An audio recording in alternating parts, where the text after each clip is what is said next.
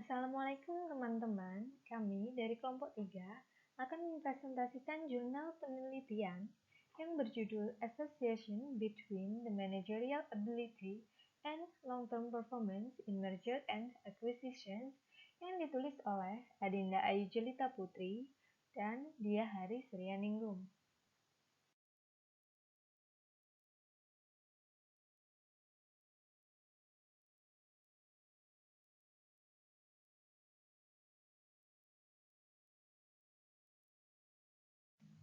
Saya Nikma Nur Aida Fitriah dengan NPM 197 akan menjelaskan bagian abstrak dari jurnal penelitian ini. Merger dan akuisisi masih menjadi topik hangat untuk dibicarakan dan sering dipandang sebagai masalah prioritas tinggi di seluruh dunia sebagai keputusan yang kontroversial karena memiliki dampak yang kompleks. Penelitian ini bertujuan untuk menguji dan menganalisis apakah kemampuan manajerial berpengaruh pada kinerja jangka panjang 1, 2, dan 3 tahun setelah merger dan akuisisi. Selain itu, penelitian ini juga bertujuan untuk menguji apakah kemampuan manajerial akuisisi secara horizontal berpengaruh pada kinerja jangka panjang daripada diversifikasi akuisisi. Penelitian ini menggunakan penelitian kuantitatif. Sampel penelitian ini adalah 14 perusahaan publik dengan periode penelitian 10, 9, dan 8 tahun setelah merger dan akuisisi tercatat di Bursa Efek Indonesia dan KPPU pada tahun 2010 sampai dengan 2012. Hasil penelitian menunjukkan bahwa kemampuan manajerial berpengaruh terhadap kinerja operasi 1 tahun setelah merger dan akuisisi.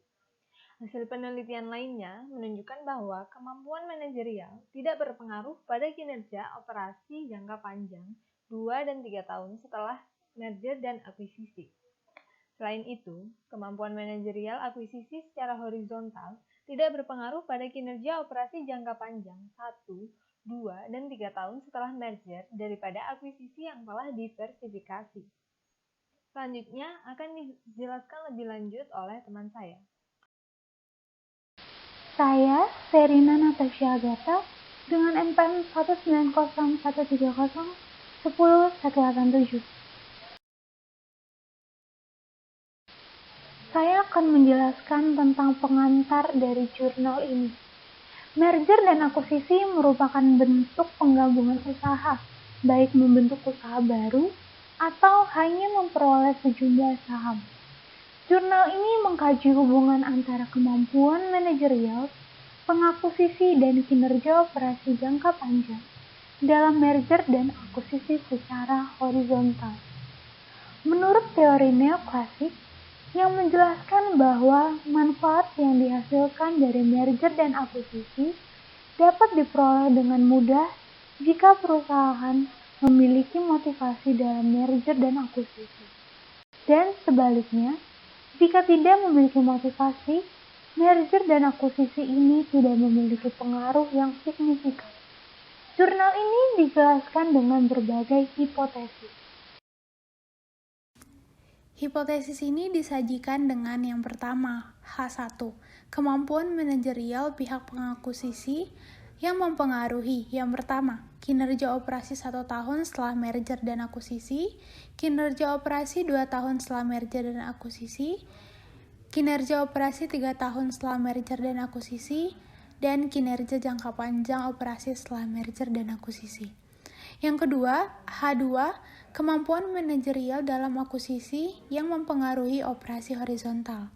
Yang pertama ada operasi kinerja 1 tahun setelah merger dan akuisisi daripada akuisisi diversifikasi. Yang kedua ada operasi kinerja 2 tahun setelah merger dan akuisisi daripada akuisisi yang terdiversifikasi. Yang ketiga ada operasi kinerja 3 tahun setelah merger dan akuisisi daripada akuisisi yang terdiversifikasi. Yang terakhir ada kinerja operasi jangka panjang setelah merger dan akuisisi dari akuisisi terdiversifikasi.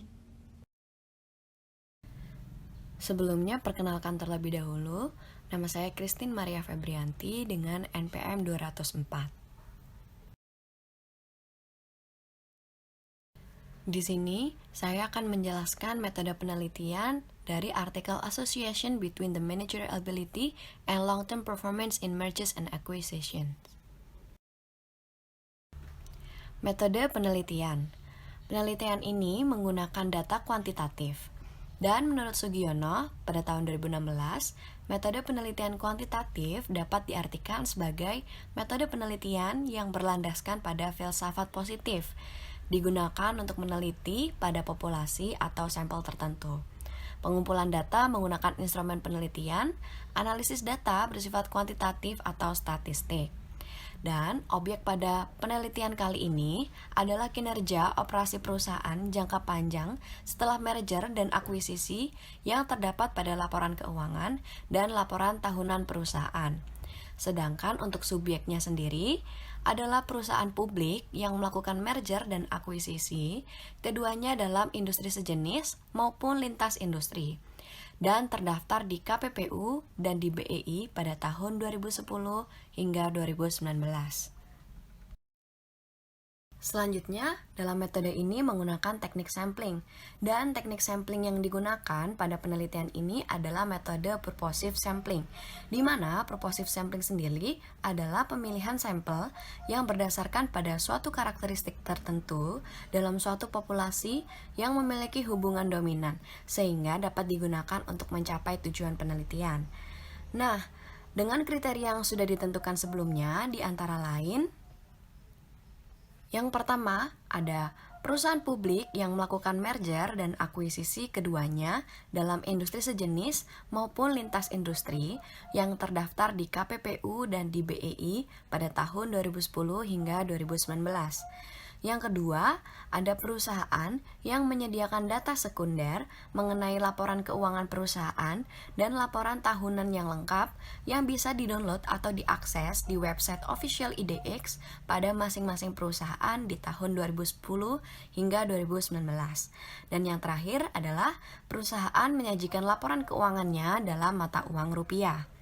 Nah, berdasarkan kriteria yang sudah disebutkan tadi, ada 14 sampel penelitian dari perusahaan-perusahaan yang sudah melakukan merger dan akuisisi dalam waktu 8, 9, hingga 10 tahun. Yang pertama, ada 10 perusahaan dengan tipe horizontal merger dan akuisisi. Yang kedua, sisanya ada 4 perusahaan dengan tipe merger dan akuisisi yang berbeda atau lintas industri. Nah, pada penelitian ini, pengujian dan pemrosesan data dibantu dengan software SPSS versi 25, di mana managerial ability sebagai X1 dan juga sebagai variabel bebas, yang kedua ada company size sebagai X2, leverage sebagai X3, market to book ratio sebagai X4, kerugian pajak atau tax losses X5, K sebagai X6, saham X7, pertumbuhan penjualan atau sales growth pada X8, efek tetap tiap tahun untuk melihat kinerja yang dihasilkan perusahaan pada tahun ke-1, 2, dan 3 setelah merger dan akuisisi adalah X9, dan yang terakhir ROA sebagai variabel terikat atau Y.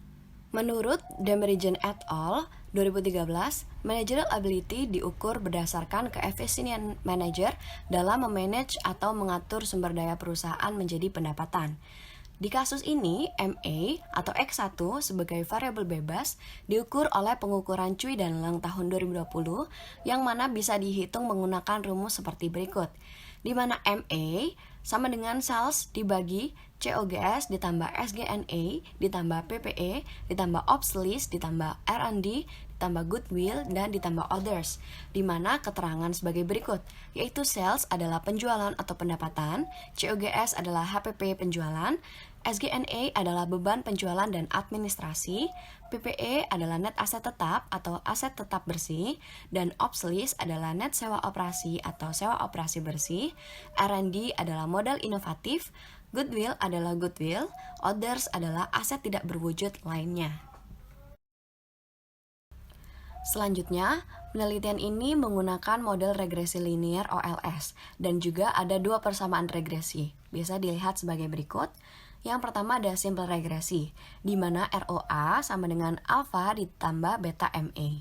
Dan juga yang kedua ada multiple linear regresi atau regresi linear berganda, di mana ROA sama dengan beta 1 MA ditambah beta 2 size ditambah beta 3 left ditambah beta 4 MB ditambah beta 5 TL ditambah beta 6 cash ditambah beta 7 stok ditambah beta 8 SG ditambah efek tetap tahun ditambah efek tetap industri atau horizontal akuisisi dan ditambah dengan E.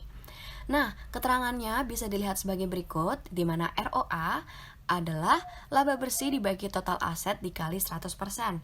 Untuk saya sendiri adalah nilai pasar perusahaan pada akhir tahun anggaran sebelum pengumuman pengambil alihan. Dan juga ada LEV atau leverage, yaitu total utang dibagi dengan total aset.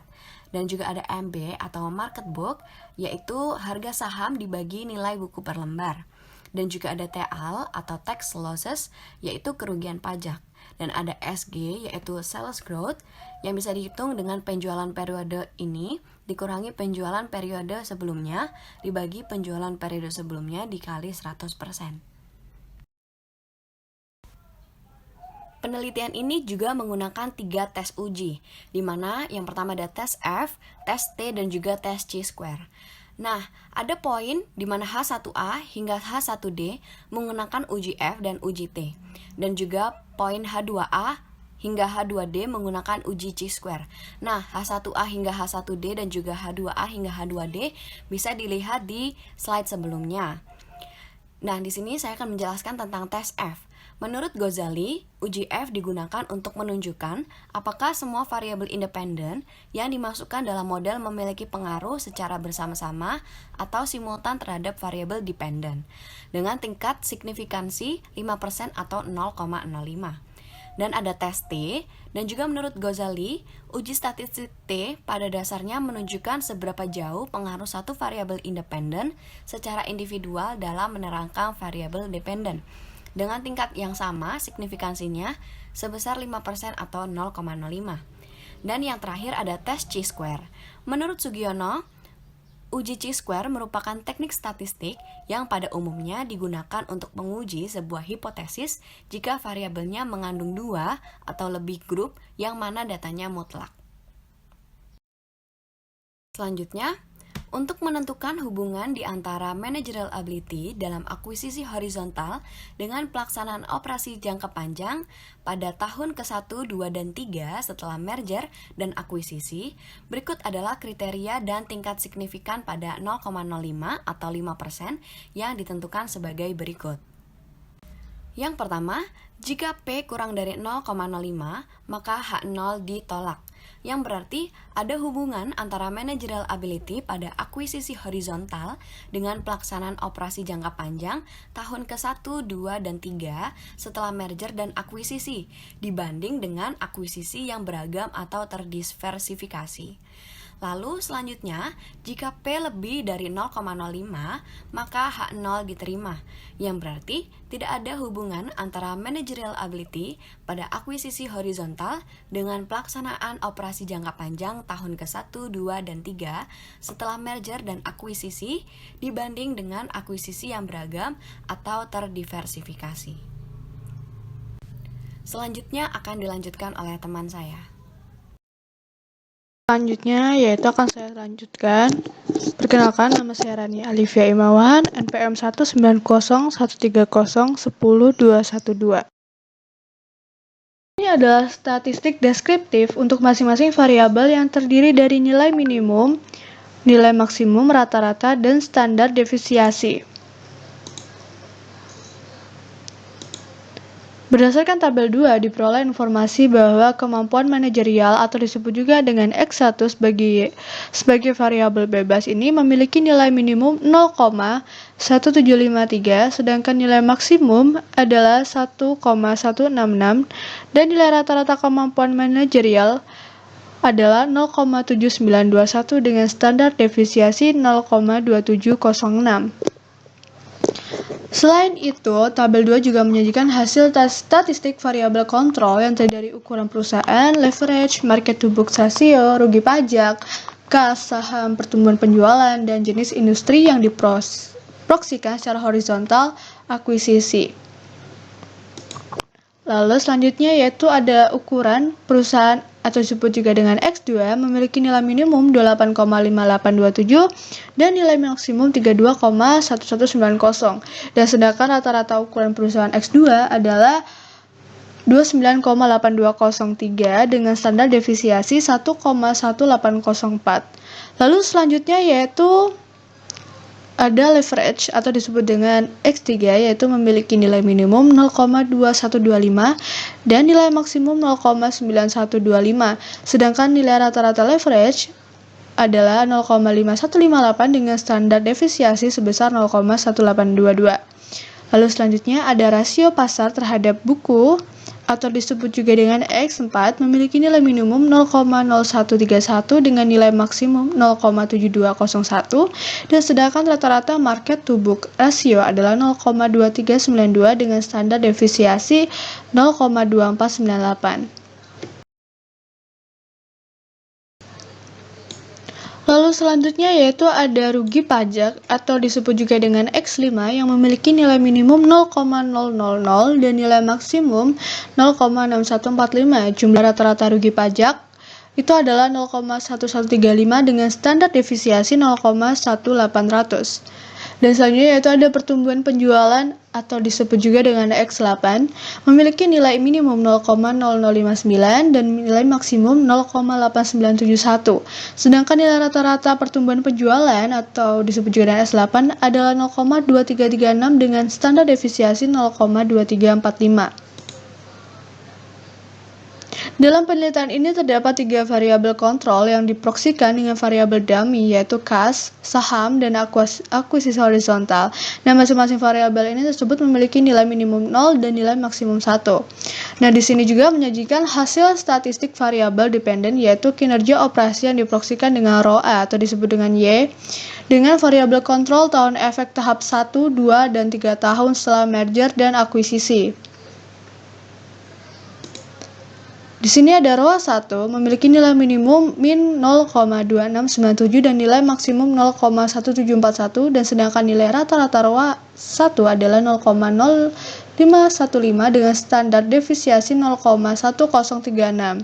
Lalu selanjutnya ada ROA 2 memiliki nilai minimum min 0,0295 dengan nilai maksimum 0,1707 sedangkan nilai rata-rata ROA 2 adalah 0,0568 dengan standar defisiasi 0,0515. Lalu selanjutnya ada ROA 3 yaitu memiliki nilai minimum min 0,0353 dengan nilai maksimum 0,1502.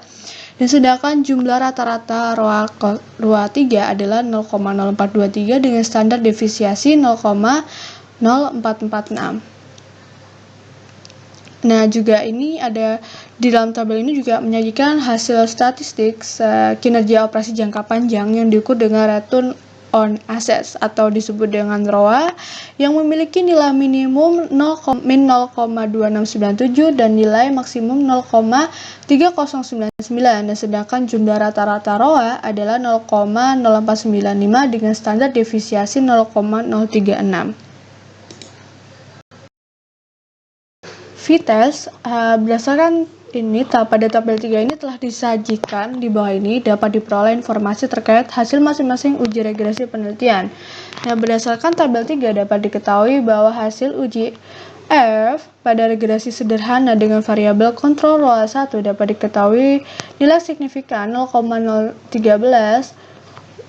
lebih kecil daripada 0,05 dengan V menghitung sama dengan 8.477. Hasil uji V pada regresi linear berganda dengan variabel kontrol ROA 1 dapat diketahui nilai signifikan 0,211 itu lebih dari 0,05 dengan V menghitung sama dengan 2127.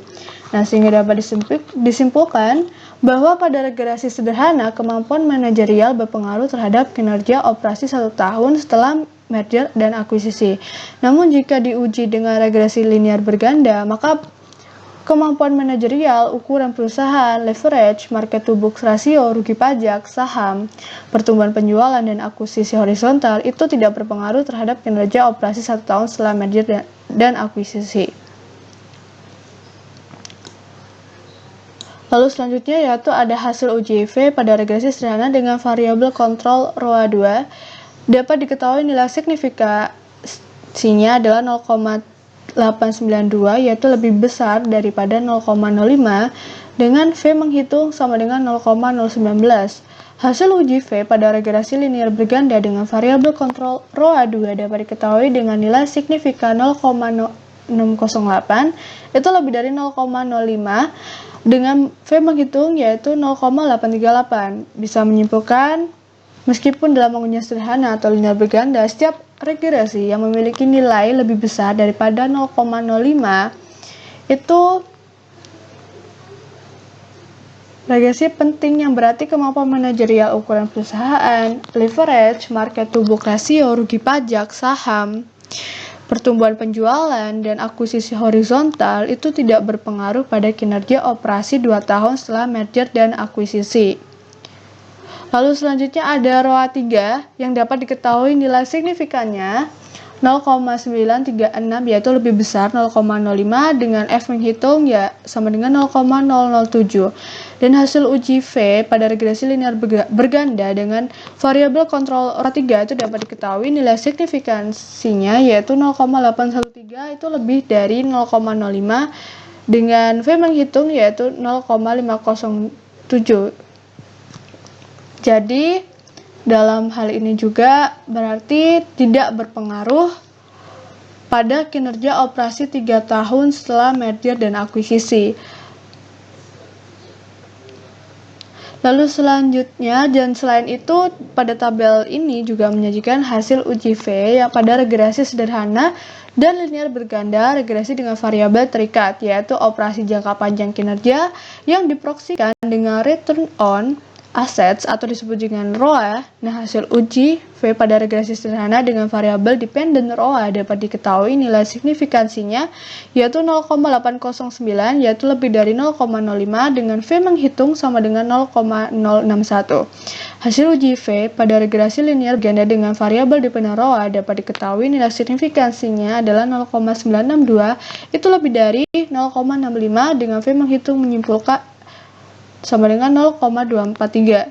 Jadi bisa disimpulkan juga ini tidak berpengaruh terhadap operasi jangka panjang kinerja setelah merger dan akuisisi. Lalu selanjutnya kita masuk pada t-test.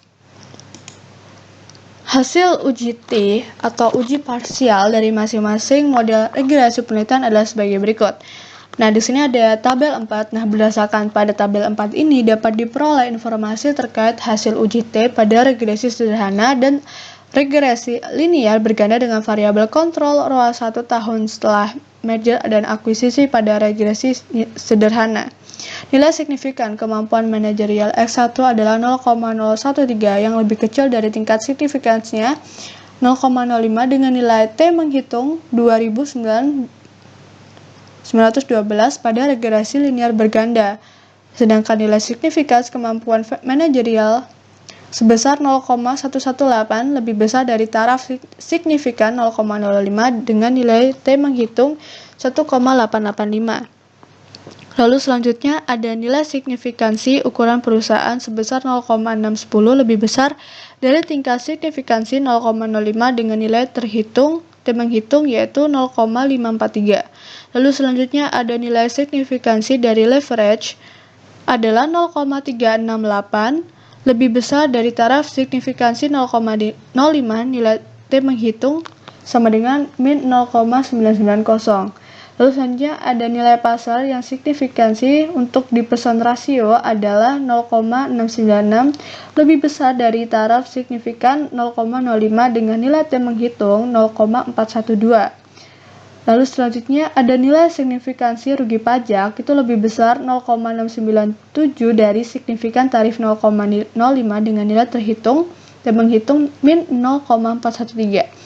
Lalu selanjutnya ada nilai signifikansi saham adalah 0,243, itu lebih besar daripada signifikansi taraf 0,05 dengan nilai T menghitung min 1352.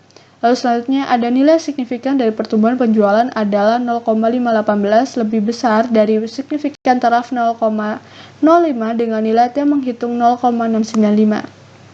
Lalu yang selanjutnya ada yang terakhir adalah nilai signifikan horizontal adalah 0,873, lebih besar dari taraf signifikan 0,05 dengan nilai T menghitung 0,162.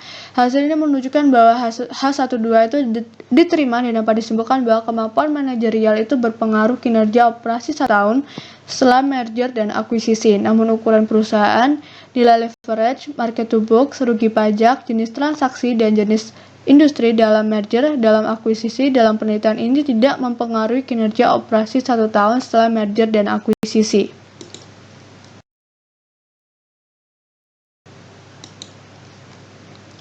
Lalu selanjutnya ada tabel 5, yaitu berdasarkan tabel 5 ini dapat diperoleh informasi terkait hasil uji T pada regresi sederhana atau regresi linear berganda dengan variabel kontrol ROA2 tahun setelah merger dan akuisisi. Pada regresi sederhana, nilai signifikan dari kemampuan manajerial X1 ini sebesar 0,893 dengan nilai T menghitung dari min 0,138. Pada regresi linear berganda, nilai signifikan kemampuan manajerial adalah 0,468 dengan nilai T menghitung dari min 0,768. Lalu selanjutnya, ada nilai signifikan ukuran perusahaan adalah 0,957 dengan nilai T menghitung dari 0,057. Lalu selanjutnya, ada nilai signifikan leverage adalah 0,182 dengan nilai T menghitung dari min 1,550. Lalu ada nilai signifikan dari market to book ratio adalah 0,724 dengan nilai T menghitung dari 0,374. Lalu selanjutnya, ada nilai rugi pajak yang signifikan adalah 0,967 dengan nilai T menghitung dari min 0,044. Lalu ada nilai signifikan saham adalah 0,604 dengan nilai T menghitung dari 0,552. Lalu ada nilai signifikan pertumbuhan penjualan adalah 0,458 dengan nilai T menghitung dari min 0,803. Lalu selanjutnya yang terakhir adalah perolehan horizontal yang signifikan adalah nilai 0,173 dengan nilai menghitung dari min 1591. Nah, dapat dilihat bahwa nilai signifikan dari semua variabel dalam regresi sederhana dan regresi linear berganda memiliki nilai yang lebih besar dari yang telah ditentukan tingkat signifikan 0,05. Ini berarti itu H1B ditolak dan dapat disimpulkan bahwa kemampuan manajerial ini tidak berpengaruh pada kinerja operasi 2 tahun setelah merger dan akuisisi. Berdasarkan tabel 6, terdapat informasi sebagai berikut. Yang pertama, pada regresi sederhana, nilai signifikan dari kemampuan manajerial X1 sebesar 0,936 dengan A nilai T hitung sebesar 0,083. Kemudian pada regresi linear berganda, nilai signifikan dari kemampuan manajerial X1 sebesar 0,675 dengan A nilai T hitung sebesar min 0,444. Nilai signifikan ukuran perusahaan X2 adalah 0,873 dengan nilai T hitung sebesar min 0,168. Nilai signifikan leverage X3 adalah 0,345 dengan nilai T hitung sebesar min 1,042. Nilai signifikan dari market to book ratio X4 sebesar 0,947 dengan nilai T hitung sebesar min 0,071. Nilai signifikan dari rugi pajak X5 adalah 0,948 dengan nilai T hitung sebesar 0,069.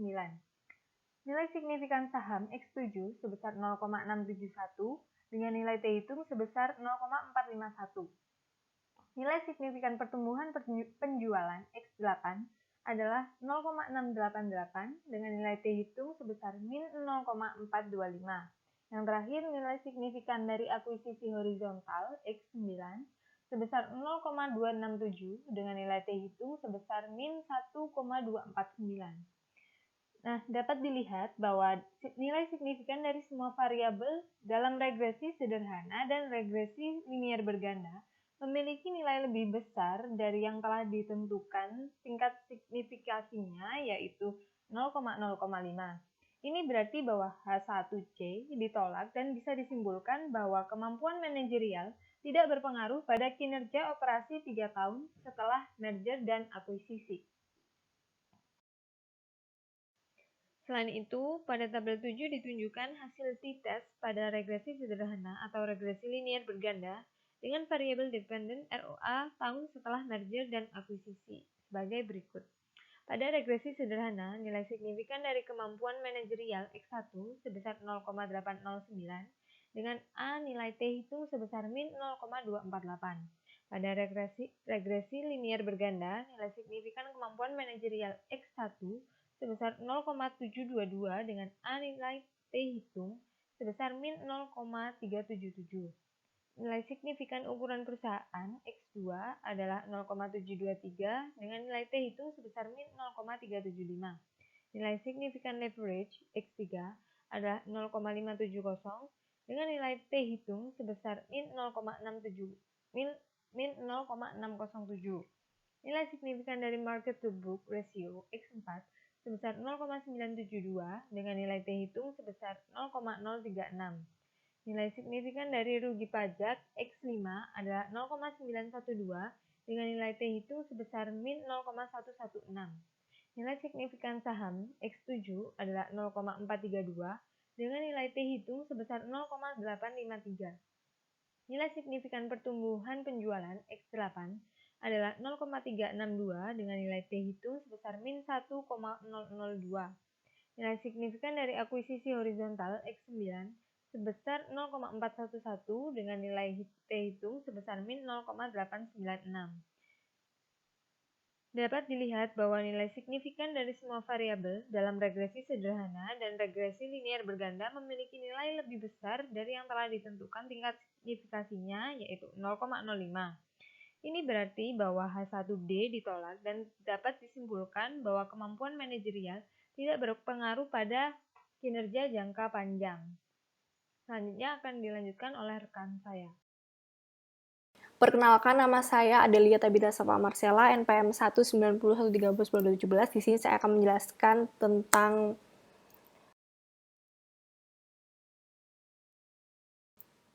uji C kuadrat. Nah, berdasarkan tabel 8 di samping ini adalah informasi tentang hasil uji dari C-square yang mengatakan jika nilai signifikannya itu akuisisi horizontal pada kinerja operasi tahun pertama, kedua, dan ketiga setelah merger dan akuisisinya itu adalah sebesar 0,374. Kemudian terdapat nilai signifikannya pada horizontal di ROA itu adalah 0,301. Sehingga dapat disimpulkan bahwa semua nilai probabilitas lebih dari 0,05 dan H0 itu dapat diterima. Nah, artinya itu adalah tidak ada hubungan antara kemampuan manajerial dalam mengakuisisi di horizontal dengan kinerja operasi jangka panjang yang didapat. Dan tahun pertama, kedua, dan tiga setelah merger dan akuisisi dibandingkan dengan akuisisi terdiversifikasi, sehingga hasil pengujian hipotesis ini mengatakan bahwa H2A, H2B, H2C, serta H2D itu mengalami penolakan. Artinya itu apa sih? Kenapa kok bisa mengalami penolakan? Karena kemampuan manajerial dalam akuisisi horizontalnya itu tidak berpengaruh terhadap kinerja operasi jangka panjang. Dan kinerja operasi selama 1, 2, dan 3 di tahun tersebut setelah merger dan akuisisi daripada akuisisi yang sudah terdiversifikasi. Nah, selanjutnya di sini saya akan menjelaskan tentang pengaruh kemampuan manajerial terhadap kinerja operasional tahun pertama, kedua, dan ketiga setelah merger akuisisi. Nah, berdasarkan hasil penelitian pengujian regresi sederhana terhadap nilai signifikannya dari variabel yang menunjukkan kemampuan manajerialnya atau bisa disebut sebagai X1 atau bisa dikatakan sebagai nilai lebih kecil dari tingkat signifikannya yang telah ditentukan sebesar 0,05 yang artinya dapat meningkatkan kemampuan manajerial yang diikuti dengan kinerja operasi 1 tahun setelah merger dan akuisisi. Nah, di dalam pengaruh kemampuan manajerial terhadap kinerja operasionalnya ini ada beberapa teori menurut para ahli. Yaitu yang pertama ada neoklasik dari Ahern dan Weston pada tahun 2007, yaitu kombinasi bisnis bisa dijadikan hal yang produktif dari perusahaan itu sendiri. Maksudnya adalah dari produktif itu sendiri adalah manfaat dari sinergis, merger, dan akuisisi yang bisa diwujudkan. Nah, yang kedua itu ada teori dari Cui dan Leung pada tahun 2020, yaitu kemampuan manajerial dapat memberikan dampak positif bagi operasional pada kinerja yang melaksanakannya selama 1 tahun setelah merger dan akuisisi. Nah, yang ketiga itu juga ada Chen dan Lin pada tahun 2018, yaitu dengan memiliki kemampuan yang tinggi, kedepannya bisa menghasilkan berupa peningkatan laba yang tinggi juga. Nah, di sini saya juga ingin menjelaskan tentang sisi lain dari teori neoklasik sendiri, yaitu menjelaskan keuntungan yang dihasilkan dapat diperoleh dengan mudah jika perusahaan tersebut memiliki motivasi yang baik di merger maupun akuisisi. Sebaliknya, jika mereka mengalami kerugian yang diperoleh, maka perusahaan itu tidak bisa mencapai tujuan yang diinginkan. Dan hal ini itu didukung oleh Faizan et al. Pada tahun 2020, yaitu kinerja pada keuangan di bank, salah satunya adalah di negara Pakistan yang mengalami kemerosotan setelah adanya merger dan akuisisi.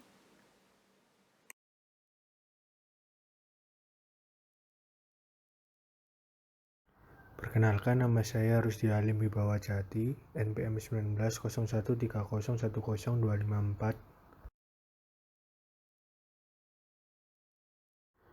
Di sini saya akan menjelaskan pengaruh kemampuan manajerial terhadap kinerja operasional jangka panjang setelah merger dan akuisisi.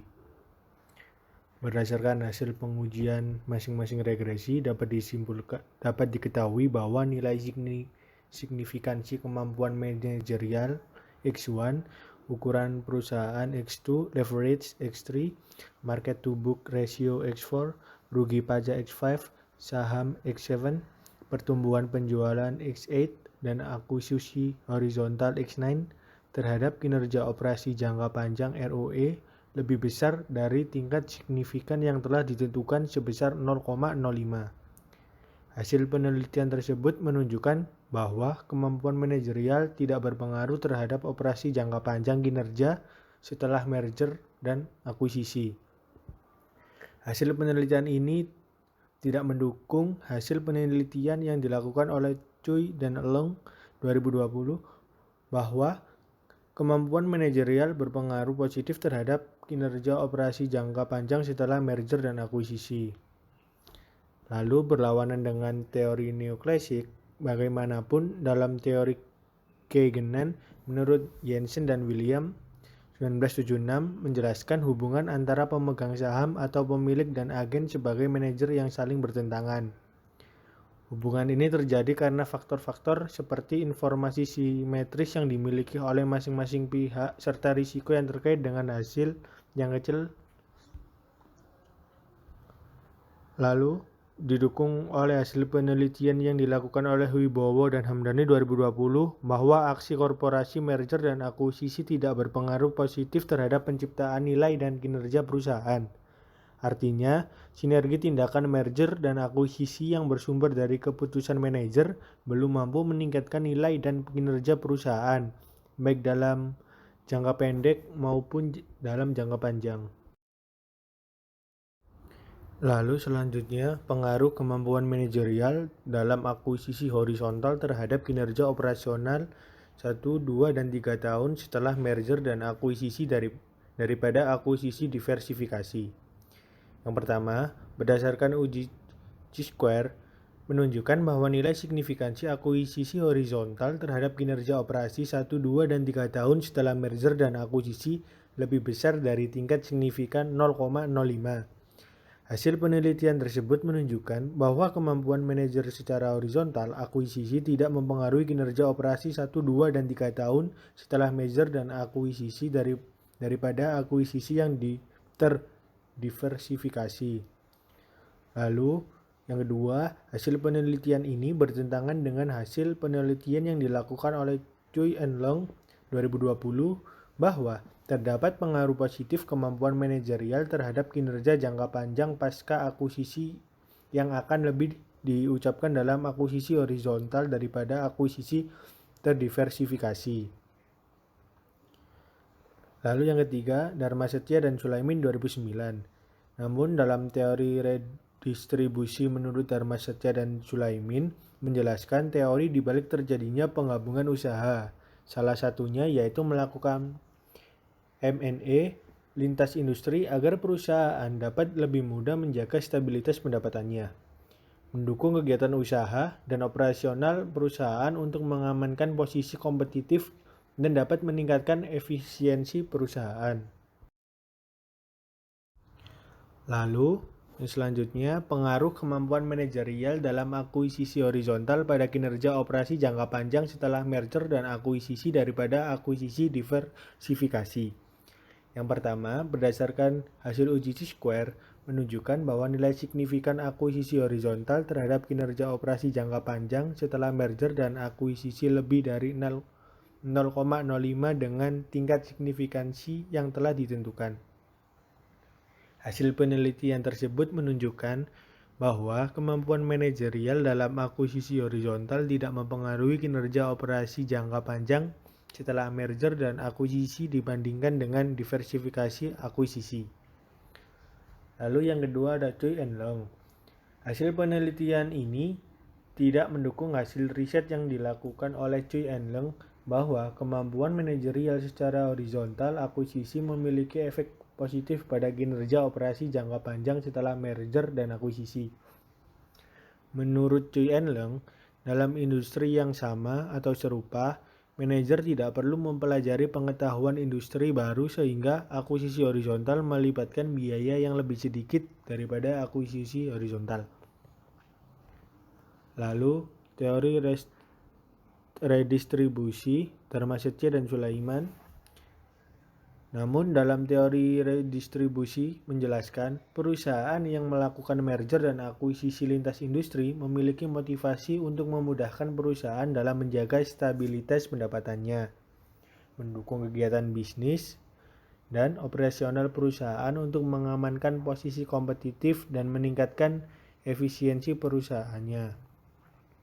Lalu Ahern dan Weston sejalan dengan teori neoklasik menurut Ahern dan Weston yang menyatakan bahwa dalam merger dan akuisisi perusahaan akan lebih mudah mendapatkan keuntungan jika memiliki motivasi dan tekad yang baik dalam melakukan merger dan akuisisi serta mencapai tujuan bersama.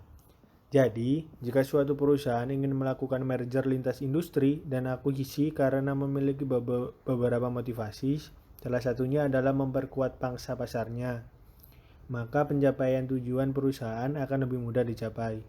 Dapat disimpulkan bahwa adanya diversifikasi akuisisi dapat menjadi motivasi bagi perusahaan untuk meningkatkan sinergi perusahaan. Dengan demikian, jika dikaitkan dengan teori redistribusi, ketika akuisisi horizontal tidak mempengaruhi kinerja operasi jangka panjang atau jangka pendek 1, 2, dan 3 tahun setelah merger dan akuisisi, pemilihan akuisisi yang terdiversifikasi memiliki lebih banyak peluang untuk mempengaruhi kinerja jangka panjang dan jangka pendek. Nah, selanjutnya saya akan menjelaskan tentang kesimpulan dari penelitian ini. Adalah kesimpulan yang dapat diambil dari hasil penelitian di atas adalah dapat dikatakan bahwa kemampuan manajerial berpengaruh terhadap kinerja operasi yang dilakukan selama 1 tahun setelah merger dan akuisisi. Dan di sisi lain ini, kemampuan manajerial selama 2-3 tahun tidak ada pengaruh di bagian kinerja operasinya setelah merger dan akuisisi. Dan kinerja jangka panjangnya juga. Kemudian, pada akuisisi horizontalnya tidak ada pengaruh juga di kinerja jangka panjang di tahun pertama, kedua, sampai tahun ketiga. Nah, penelitian ini juga memiliki keterbatasan. Salah satunya terletak pada pengujian variabel kontrol, yaitu ada kas yang memiliki nilai yang sangat tidak signifikan, sehingga variabel tersebut dikecualikan dalam pengujian oleh software SPSS. Oleh karena itu, saran yang diberikan untuk penelitian selanjutnya untuk menambahkan variabel kontrol seperti CEO karakteristik dan lain-lain, serta kalau bisa lebih menambahkan sampel penelitian yang lebih luas agar penelitian lebih bisa dipahami lagi. Terima kasih. Berikut yang dapat kelompok 3 sampaikan. Apabila ada kesalahan kata kami mohon maaf. Terima kasih.